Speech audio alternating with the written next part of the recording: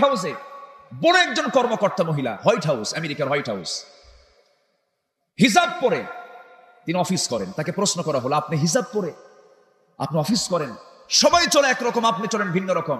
তিনি জবাবে বলছেন, বনের জঙ্গলের পশুর গায়ে পোশাক থাকে না, মানুষের গায়ে পোশাক থাকবে, এটাই হলো সভ্যতা। আজকে গোটা দুনিয়ার অধিকাংশ নারীর গায়ে পোশাক আছে? আসতে বলবেন না পোশাক আছে? মাগুরার নিউ মার্কেটে আপনি যদি রমজান মাসে ঢোকেন, পুরুষ পাবেন বেশি না মহিলা পাবেন বেশি? রমজান মাসের কথা বলতেছি, কিন্তু পুরুষ না মহিলা বেশি?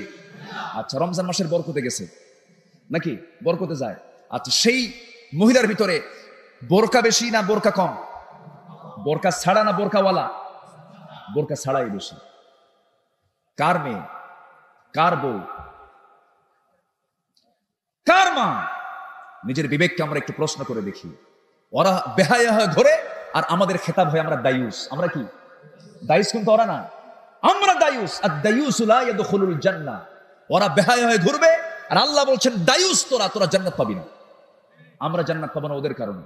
তাহলে ওদেরকে দেখার দায়িত্ব, মাদের, বোনদের, মেয়েদের, স্ত্রীকে দেখার দায়িত্ব আমাদের আছে না নাই? আসতে বলবেন না আছে না নাই?